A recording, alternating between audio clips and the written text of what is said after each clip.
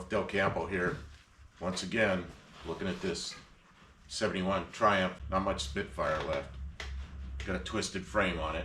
It's tied with a chain at that end, and it's got a big old piece of wood sticking out. That front end cannot turn this way. If we twist up here, she's got it chained up here with another couple of 2x8s.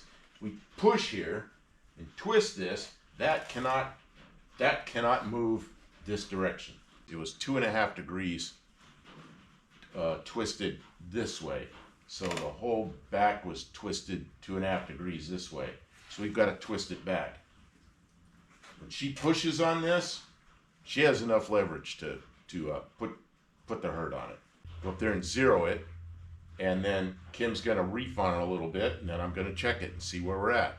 Okay, this is the front of this Triumph Spitfire frame, and we've got big long pieces of wood out here, 2x8s or something, and they're chained on this end, and that end's real long. So this thing, got to look at up here, this thing cannot turn this direction because there's a lot of stuff holding it. It's blocked to the ground really well. This is stretched across here, so I can put electronic level on here, zero it, and we can check that. Here I am running into the camera person.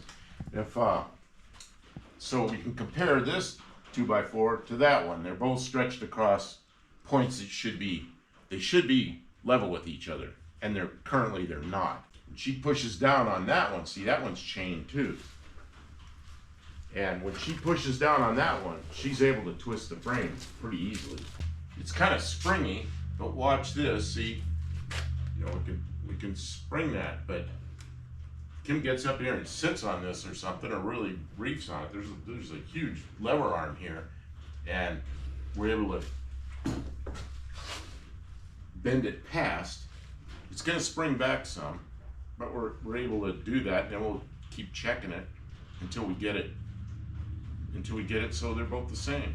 This is called a smart tool. It's just one of many electronic levels that you can get. It measures down to 1/10 of a degree. So I'm going to put it on this piece of wood that we have across here, and I'm going to zero it. Okay, it's zero. So right there, this is not zero to earth. It's zero to this 2x4. So if I carry this up here and I put it on this 2x4, which I can't reach yet, then when Kim pushes on this, we can see when it gets to zero. Then we know it's straight. Of course, it's going to spring back some, so probably take a couple of times. It might be kind of hit and miss, but this is how we're going to check it. Stand up. And then I look at it here, and oh geez. Oh, that's like way past. How much is it past? I'm curious how much twist we can give it. Oh, it's like 4 degrees past what it needs to be. What's it spring back to? Okay, are you let go of it? Yeah, I'm actually, there's no weight on it at all.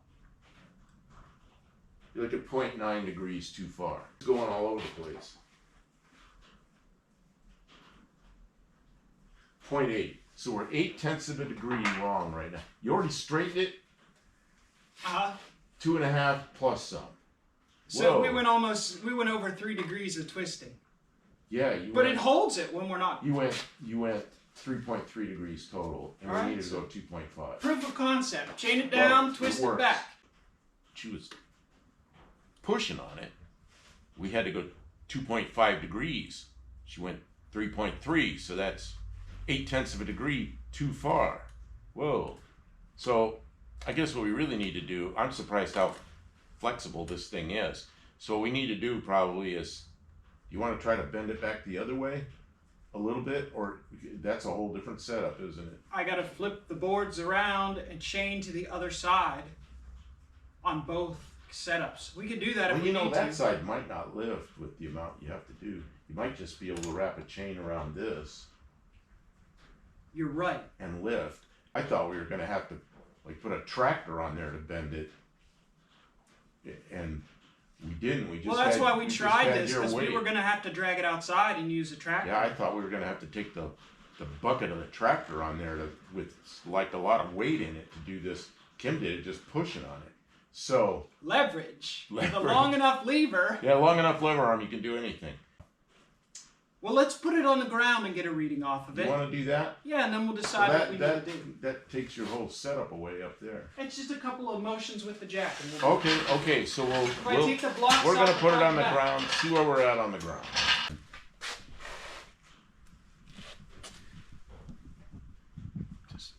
I don't like that reading. I know when this thing's messing with me. 0.2. All right, tell us about it. Okay, we Kim pushed on it. I don't know where we're at here. I don't remember when we were recording last. Kim pushed on it. We checked it. We came way closer. We straightened it 2 whole degrees, so it's still off by 1/2 a degree. So we did the setup again. Kim pushed on it again, and now here we are. We checked it. We're 2/10 of a degree off from the front to the back. We've re-zeroed the front, put it back here. So it's 2/10 of a degree off. I think we're going to just call that good. I doubt when this was built they even had an instrument that would do this. They used protractors and stuff. I just can't even imagine them getting this close. So I'm going to say this is good. 2/10 of a degree off in the twist of a frame. I mean, we fixed it. Kim started to get this frame painted and decided to pull everything out. But the transmission mount's broken and one motor mount's broken. Show them the bad motor. So the only thing holding this engine in is one sorry, I'm mediocre mount. Zooming the camera all over the place. Is see that's broken. And then this engine mount is not broken yet. But so there's 2 things holding this engine in. That engine mount and gravity. Gonna pull it out and clean the frame up the rest of the way and paint the whole frame and Paint the motor. maybe paint the engine up, make it look good, and buy some new motor mounts, and this thing will be What color should we paint that motor? yeah, it's what color should we paint the engine? You know what I said was Hemi orange. Hemi orange. Or It's a 4-cylinder. or what I like is the Chevy orange. Oh, it looks so good though. Or just paint it black with the valve cover Hemi orange, or maybe Hemi orange with a black valve cover. Racing green. British racing green. I don't know about that. I'm letting you have the fun with the colors because I didn't want to do it yellow. I did not want that yellow, and she went out and bought yellow paint and did it. And now that I see it, it's like, you know what? That's not so bad. It looks better than that dirty old. It's not mess. bad at all. Not bad at all. Well, and I feel a lot more confident in this thing now that the frame's straight. I mean, we got the frame within 3/10 of a degree of being perfect. So, you know what? That's they didn't even, when this car was built in 1971, they didn't even have a way to measure like that other than, you know, I've worked in like alignment shops and frame shops and stuff, and you start looking at the, you know, things that are plus or minus 16th and plus or minus 8 on stuff, you know, and bolt holes that are slotted, and there's nothing wrong with this. Kim decided to pull the engine, take the engine off the frame, and Because, you know. yeah, finish cleaning this up here. Up. I think we have all the mounts off of it. Where I usually run into trouble is where there's a wire hooked to the firewall, but we're not going to have that problem. Honestly, it seems like it's coming straight up. It's free. This is so easy. Yeah, these probably doesn't weigh a lot. It's not like pulling a I mean, it weighs something. But 440 out of a motorhome or something. It's just so, like, compared to, like, taking an engine out of a car that's, like, whole, this is, like, such a breeze. You can leave it up in the air, is like an inch from the ground, so it's safe. Or put some. What I was gonna say is I'm trying to do this while I've got the camera. Yeah, no, focus on the camera, dude. Is bring the wood over there.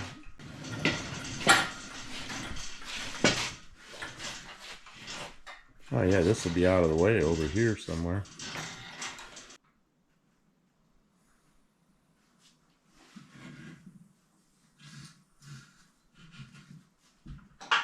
And do the same thing in the front, yeah. I say just set a little bit of weight on the pan just to stabilize it, but leave most of the weight on the hoist. Okay. And then it's stable and it won't fall over. Can't fall over. It's good. There, like that. So it's still got weight on the hoist? Yeah. That's stable. It's not in the way. There. Now we can clean it up real good.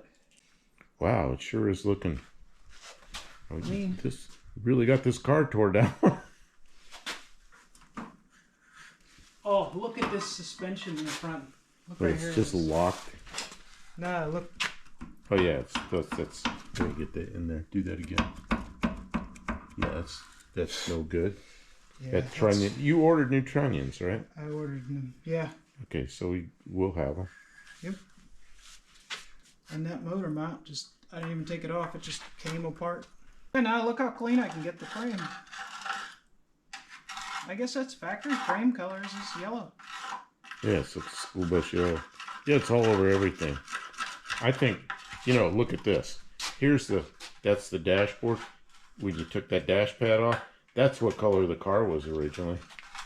And you can see it in firewall where all that paint is falling off the firewall. That's the color of the original color of the car. Sure hope that's what color matches the bin. Well, yeah, while you're cleaning this, see if you notice a VIN somewhere on the frame. I don't know. We'd have to look it up. Yeah, see where it's supposed to be. If they do it, yeah, but car's gonna have the same VIN. Just gonna have new body panels on it. Same suspension, just Yeah, look how bendy it is here. oh yeah, this is where it got clobbered and somebody straightened that out. And you know what? It's good enough. See, this is see, those are shims, like alignment shims. That's normal. This is like some kind of Yeah, they might just be cheap they're just alignment shop somebody shims. just shoved that in there. So normally they have shims, but that's just a little more than normal. That's a bit more. It's a healthy stack of shims.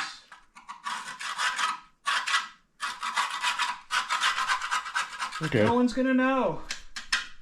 No one's gonna know. Oh well, everybody knows now, but No one's but gonna you know know. what? There's nothing wrong with it. It's good. No one's gonna know. That's an internet meme, but Oh I see. I see. no one's gonna know.